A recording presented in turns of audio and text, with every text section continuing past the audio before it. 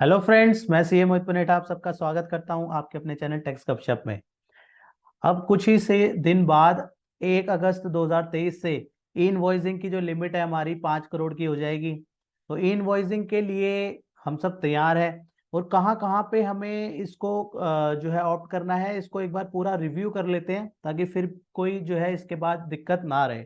ठीक है ना। तो एक बार रिकैप करते हैं पूरे के पूरे इनवॉइसिंग के बारे में और समझते हैं कि कैसे कैसे हमें इसको लेके चलना है।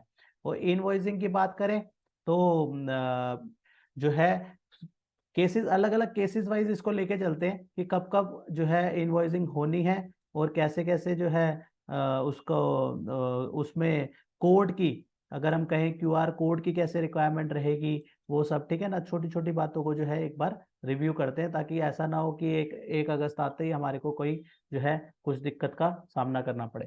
ठीक है ना। सबसे पहले देखो, एक ऐसे शुरुआत करते हैं कि ई इनवॉइसिंग, साथ ही साथ क्यूआर कोड और साथ ही साथ डायनामिक क्यूआर कोड। ठीक है ना।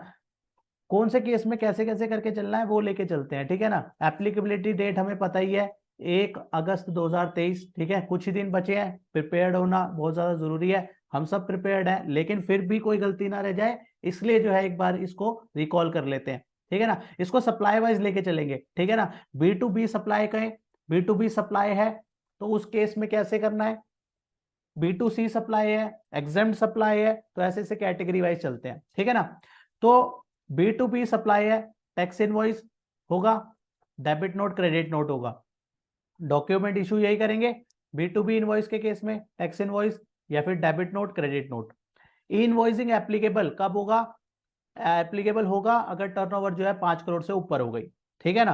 अब बात करते हैं क्यूआर कोड की। QR code embedded IRN generated from IRP. ठीक है ना। आईआरपी पोर्टल से जो है एम्बेडेड क्यूआर कोड की बात हो रही है यहाँ पे। ठीक है, डायनेमिक क्यूआर कोड की बात नहीं कर रहे, दोनों में फर्क समझना जरूरी है। ठीक है ना। क्यूआर कोड जो आईआरएन जनरेटेड होगा वो जो है हमें वो डलेगा। ठीक है ना, वो इनवॉइसिंग में डल जाएगा। और बात रही डायनामिक क्यूआर कोड की, वो एप्लीकेबल नहीं होगा।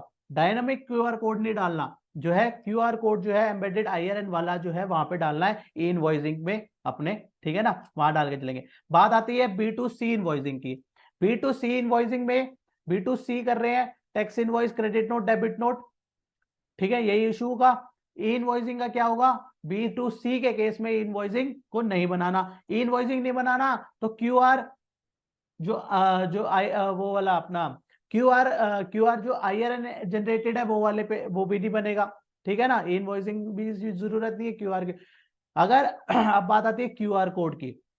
अब क्यूआर कोड कब एप्लीकेबल होता है, जब 500 करोड़ से ऊपर की टर्नओवर है, तो वहां पे उस केस में क्या है कि तभी एप्लीकेबल होगा बी टू सी के केस में, जब टर्नओवर 500 करोड़ से ऊपर की है।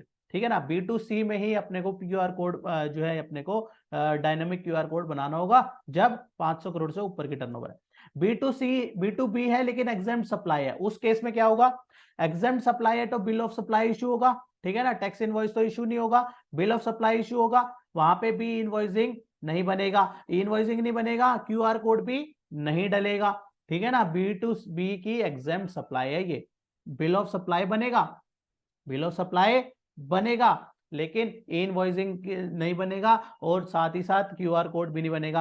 अब ये और बात रही कि इसकी डायनेमिक, तो वहां पे तो provision of rule 49 yet to be notified, तो उस पर भी जरूरत नहीं है। अब बात रही बी टू सी है, एग्जेम्प्ट सप्लाई है, बी टू एग्जेम्प्ट सप्लाई है, दोनों में ही एग्जेम्प्ट सप्लाई थी, लेकिन यहाँ पे थी बी टू बी में और यहाँ पे हो रही है बी टू सी की सप्लाई है, तो यहाँ पे बी टू सी सप्लाई है तो भी बिल ऑफ सप्लाई बनेगा।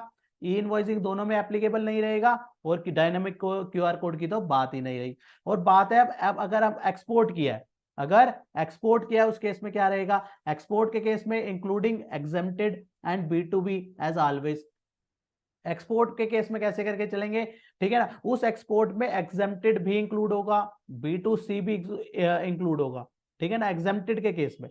ठीक है ना, तो वहां पे एग्जेम्प्टेड है और तो वहां पे tax invoice debit note credit note issue होगा।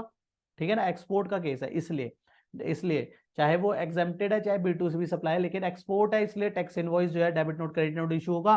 तो फिर जो है अगर जो है tax invoice debit note credit note issue हो रहा है, एक्सपोर्ट का केस है, तो ई इनवॉइसिंग भी बनेगा। और जब कब बनेगा, जब जो है 1 अगस्त 2023 के बाद अगर जो हमारी लिमिट है वो अब जो है 10 करोड़ से 5 करोड़ की हो गई है, तो 5 करोड़ के हिसाब से लेके चलना है। पिछले जब से जीएसटी आया तब से हर साल में किसी भी साल में 5 करोड़ है, तो हमारे को ई इनवॉइसिंग एप्लीकेबल हो जाएगा। ई इनवॉइसिंग एप्लीकेबल हो गया तो उसमें हमारे को क्यूआर कोड भी डाल के चलना है, ठीक है ना। डायनामिक की यहाँ पे कोई बात नहीं रही है, एक्सपोर्ट का केस है, वहां पे डायनामिक के ऊपर एप्लीकेबल नहीं रहेगा एक्सपोर्ट के केस में, ठीक है ना। यहाँ पे ये इनवॉइसिंग के बारे में बता दिया है कि invoicing and QR code not applicable किस किस को नहीं है, इंश्योरेंस कंपनी को, बैंकिंग कंपनी को, फाइनेंशियल इंस्टीट्यूशन को, जीटीए को, passenger transportation service, cinema and multiplex, SEZ unit, government department, local authority, इन सबको जो है यहाँ पे एप्लीकेबल नहीं रहेगा इनवॉइसिंग, उसको रियायत दी गई है।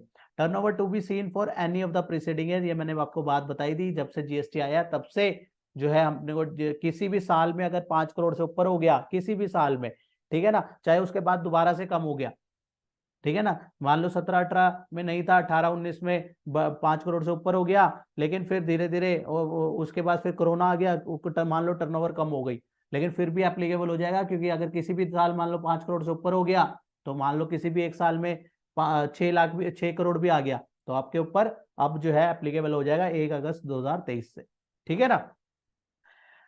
Also, if aggregate turnover exceeding 5 crore, e-invoicing is not applicable as above, ठीक है ना। जो हमने केसेस डिस्कस करे, डिक्लेरेशन और each tax invoice is needed as below, क्या डिक्लेरेशन देनी है, I hereby declare that through our aggregate turnover in the preceding year from financial 17 onwards, जो है ज्यादा है एग्रीगेट टर्नओवर से, under sub rule 4 of rule 48 we are not required to prepare invoice in term of provision in the set rule. हमें यहाँ पे डाल के देना पड़ेगा कि हमारी टर्नओवर जरूर ज्यादा है 5 करोड़ से, लेकिन हम एक्सेप्शन कैटेगरी में आ रहे हैं, तो हमारे को जो है इनवॉइसिंग नहीं करके चलनी, ठीक है ना। अब बात करें डायनामिक क्यूआर कोड की, तो dynamic QR code not applicable to the insurance company, banking company, financial institution, GTA, passenger transport service, cinema and multiplex, OIDR service, turnover to the seen for any of the preceding year from the very starting. इसमें भी dynamic QR code के भी case में भी हमें 500 करोड़ जो देखना है वो पिछले स्टार्टिंग से